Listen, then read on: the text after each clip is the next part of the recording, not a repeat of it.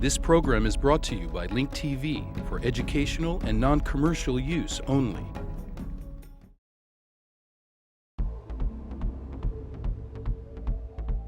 Welcome back. She was a young Muslim woman standing up for her right to free expression, whose murder has caused outrage throughout the Arab and Muslim world. But this is not the iconic Neda, whose dying moments during a Tehran street protest in June were broadcast on televisions and computer screens the world over. 10 days after that, 32-year-old Marwa el-Sherbini, a pregnant Egyptian pharmacist living in Germany, was stabbed to death in a court of law by the man who she was having prosecuted for making racist slurs against her. Haven't heard about the case? That's the point.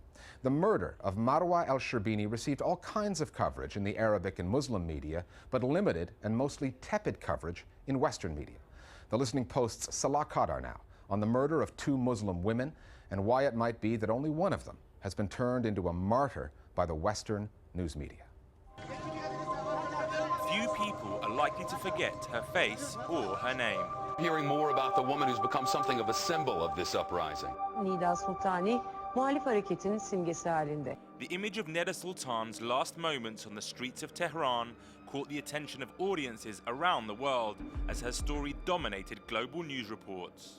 Neda. Her name is Neda. And many are calling Neda the angel of Iran. Yet less than 2 weeks after the media storm surrounding Neda's death, a pregnant young Egyptian woman, Marwa el-Sherbini, was ruthlessly murdered inside a German courtroom. Now, the murder of a young Egyptian mother inside a courtroom in Germany last week has sparked angry protests in the Middle East. Marwa el-Sherbini was stabbed 18 times by a man on trial for racially abusing her. While Neda's death has become emblematic of so much, Marwa's tragic fate went almost unnoticed in the Western media. If a cat or a dog had been stabbed in the way that Marwa was stabbed, I think they would have probably got more coverage in the media. You've got Marwa being killed in a German courtroom where she's taken her murderer to court because he had been abusing her, threatening her, and despite that, there's been very little in the media which says, hang on a second, that there is a rise of anti-Muslim feeling within Europe and this needs to be tackled. I was speaking to a colleague of mine who is a reporter for a very prominent network in the United States about the killing of Marwa el-Sherbini in Germany. He had no clue of what I was talking about. On the other hand, he was very familiar with the murder of Neda Sultan in Iran. After all, his network provided wall-to-wall coverage of the recent election controversy. So was the story of Marwa's horrific end in that Dresden courtroom simply missed by so much of the media, or was it ignored? It surprised me, actually, that given that the facts were so clear in the Marwa case, that there wasn't a greater discussion of the way in which Islam has been constructed post 9/11.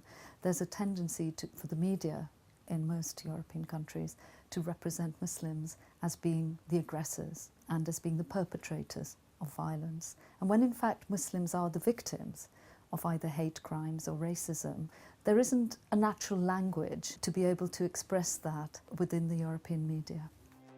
Yet compare the coverage of Marwa to the killing 5 years ago of a filmmaker in Holland, when a Muslim was the murderer and not the victim. Now, many commentators cited the massive coverage on European networks of the murder of Theo van Gogh by a Muslim extremist in 2004 as an example of the unequal value attached to the lives of Muslims and non-Muslims in Europe. These incidents are a symptom of the climate that actually exists. When you say, okay, why aren't they being reported? I mean, that's a question that needs to be addressed to those media outlets themselves, that they're happy to talk about Van Gogh and the movement that has been created within society. It's a very sad indictment on the attitude of the Western media. The coverage of Marwa's death was so minimal that some news outlets felt compelled to comment on it. There isn't much coverage of it that we can see so far in the papers, but of course we're covering it here on the BBC. Yet whilst the BBC and CNN did produce limited reports, they were the exception rather than the rule. The avalanche of coverage that accompanied Neda's death was in large part due to the Western media sharing her cause, but there is also a wider context to Marwa's story. Neda Sultan was made into the symbol of the Iranian atrocities and the crimes perpetrated by the Iranian regime against its own people. In her death, this young woman became the emblem of the Iranian opposition movement. Marwa's death, on the other hand, was blamed on a deranged outcast, a lone wolf. Eindeutig ausländerfeindlicher Akt eines Fanatikers. It did not reflect the attitude of the German government or people. For the Western media, Marwa's murder registered very low on the news agenda, if at all.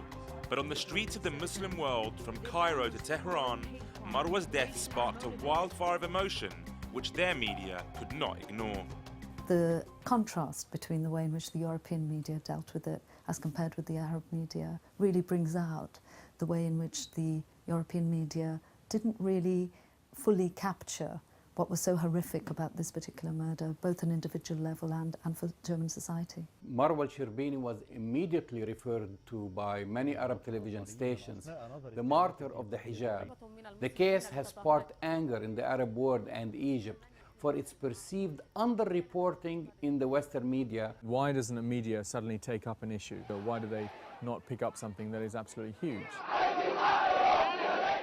But what does this lack of depth in the sporadic coverage of Marwa's death compared to that of Neda's say about the state of independent media in the Western world and in Europe in particular, especially when it comes to representing their ethnic minorities? The media has an absolutely critical role in challenging prejudice and making sure that it breaks down forms of racism, and in this case, in responsibly reporting what has been one of the most horrific hate crimes, as far as holding political leaders in European states to account for the way in which these states treat their Muslim minorities. I think the European media is failing quite catastrophically, actually. But as with so many news stories, there are complex factors that contribute to whether they make it to air, or, as in the case of Marwa's death, hardly get any airtime at all.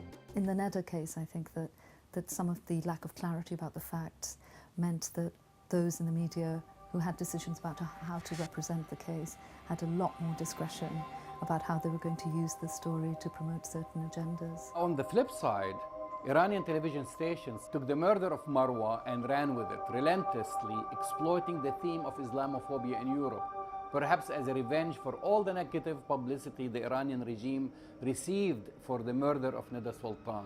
But the question is, if the shoe was on the other foot and a white Christian woman had been stabbed to death, would the silence be so deafening? 2 young women, 2 brutal murders, and 2 news stories where reporters stop being reporters and become activists. This program is brought to you by Link TV for educational and non-commercial use only. Link TV is the only U.S. network dedicated to global and national news, uncompromising documentaries, and diverse cultural programs. Programs which connect you to the world.